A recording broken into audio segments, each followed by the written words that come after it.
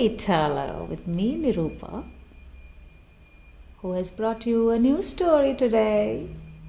And this one is called The Bumbletown Detectives.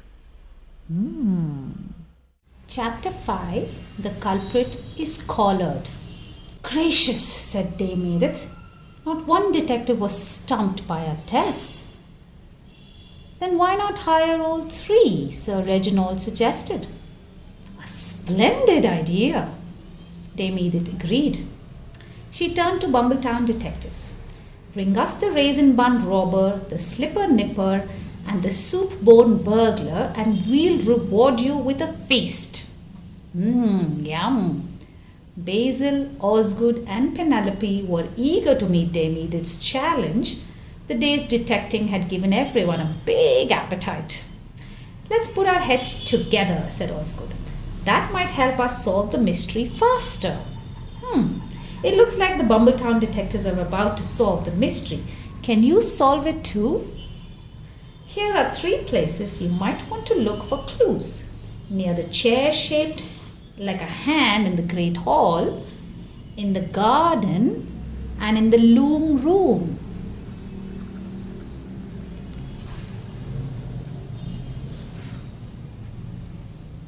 Butler did it.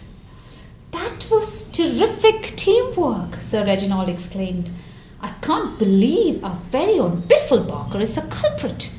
How did you figure it out? Sitting in your hall when I first came to call, said Basil, I thought that your house was lived in by a mouse. Crumbs were near my chair.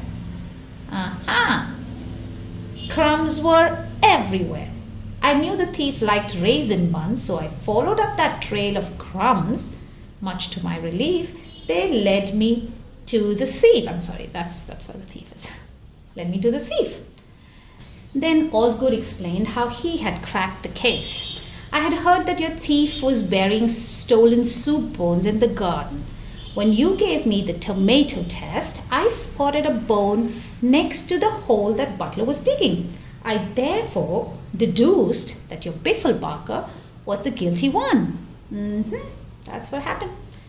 Finally, it was Penelope's turn. When we were in the loom room, she revealed, I saw Butler running away, then noticed that my goggles were gone. When Butler came back, he was soaking wet.